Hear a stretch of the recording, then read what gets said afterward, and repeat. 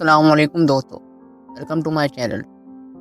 ہم نے اکبر اور بیربل کی کہانی شروع کی تھی، جس کا آج دوسرا پارٹ شروع کرتے ہیں۔ اکبر کی والدہ اس وقت فوت ہو گئی تھی جبکہ وہ چھوٹا تھا، کیونکہ وہ اس وقت ننھا بننا بچہ تھا۔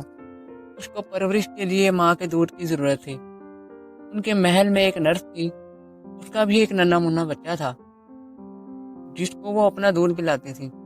اس نے اکبر کو بھی دودھ پلانے سے اتفاق کر لیا۔ اب اکبر اور نرس کے بچے نے نرس کا دودھ پینا شروع کر دیا۔ نرس کے بیٹے کا نام ہاشف تھا۔ کیونکہ اکبر اور ہاشف دونوں ایک ہی خاتون کا دودھ پیتے تھے، وہ بھائیوں کی طرح ہوئے، یعنی رضائے بھائی کہلائے۔ اکبر ہاشف سے بہت محبت کرتا تھا۔ کافی سال گزر گئے تو اکبر شہنشاہ بن گیا اور اس نے اپنے آپ کو ہندوستان کا طاقتور حکمران ثابت بھی کر دیا، مگر ہاشف شاہی دربار میں ایک معمولی درباری بھی نہ بن سکا۔ وہ ایسے لوگوں کی حمایت کرتا تھا جو کھیلتے اور فضول چیزوں پر اپنی دولت لٹاتے تھے۔ وقت گزرنے کے ساتھ ایک ایسا وقت آ گیا جب ہاشف کے پاس 2 وقت کے کھانے کے لیے کچھ بھی نہ بچا۔ اس حالت میں اس کو لوگوں نے اکبر کے پاس جانے کا مشورہ دیا۔ ہاشف اکبر بادشاہ کے پاس جاتا اور اس سے ملاقات کرتا ہے۔ اکبر ہاشف کو دیکھ کر بغل گیر ہوا، جس طرح کہ وہ اس کا اصلی بھائی ہے۔ حقیقت میں اتنے طویل عرصے کے بعد وہ اس کو دیکھ کر بہت خوش ہوا۔ اکبر بادشاہ ہر ممکن طریقے سے اس کی امداد کرنا چاہتا تھا، لہٰذا اکبر نے اس کو اپنی شاہی دربار میں درباری مقرر کروا دیا اور اس کو ایک بڑا مکان، خادم اور بگھی وغیرہ بھی دے دی۔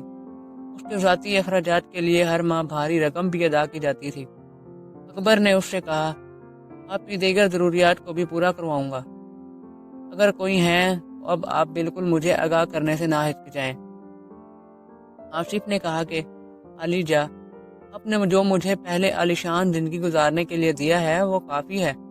آپ نے مجھے باعزت مقام دیا ہے، اب میں وقار کے ساتھ چلتا ہوں، مجھ سے زیادہ کوئی بھی خوش نہیں۔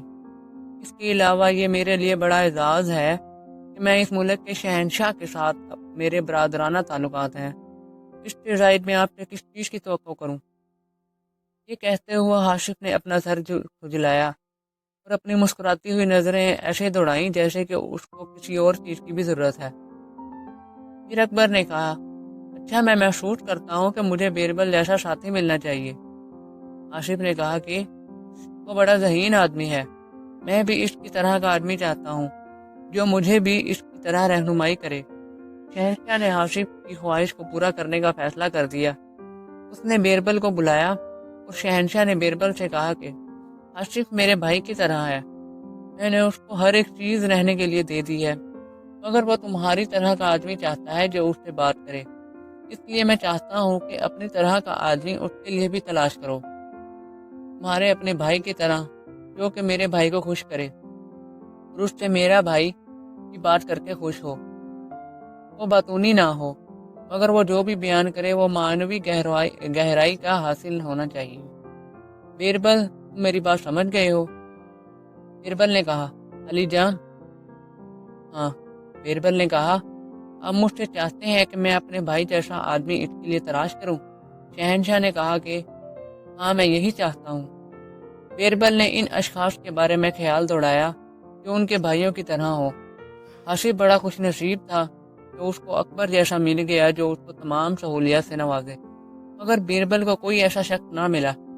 اکبر بیربل کی بڑی عزت کرتا تھا، مگر بیربل بھی اکبر کے ساتھ بڑی محبت اور احترام رکھتا تھا، مگر ہاشف اکبر کی طرح کسی بھی صورت میں اس کی طرح کے آدمی کا حقدار نہ تھا۔ ابھی بیربل اس معاملے کو حل کرنے کے لیے سوچ ہی رہا تھا کہ ایک بیل نے باڑے سے بولنا شروع کیا تو بیربل اپنے پاؤں پر اچھلا۔ آخر کار اس نے اپنے بھائی جیسا شخص تلاش کر لیا ہو۔ اگلے دن بیربل شہنشاہ سے ملاقات کرنے کے لیے بیل کے ساتھ محل میں گیا۔ شہنشاہ نے دریافت کیا کہ بیربل، تم بیل کو دربار میں کیوں لائے ہو؟ بیربل نے کہا کہ علی جا، وہ میرا بھائی ہے، کیونکہ ہم دونوں نے ایک گائے کا دودھ پیا تھا، اس لیے وہ میرے بھائی کی طرح ہے۔ وہ بہت کم گو ہے، اگر اس کو سننے والا سمجھ لے وہ اس کو ہر معاملے میں بھی رہنمائی کر سکتا ہے، اس لیے یہ بیل ہاشف کی خواہشات کو پورا کر سکتا ہے، کیونکہ وہ بھی میری طرح ہی ہے۔ اکبر بہت خوش ہو رہا تھا کہ بیربل نے اس کو باشعور کر دیا ہے اور یہ واضح کر دیا تھا دوسرا کوئی فرد بیربل جیسا نہیں ہو سکتا، جیسا کہ اکبر جیسا کوئی آدمی نہیں ہو سکتا۔ دونوں ہی مثالی آدمی تھے۔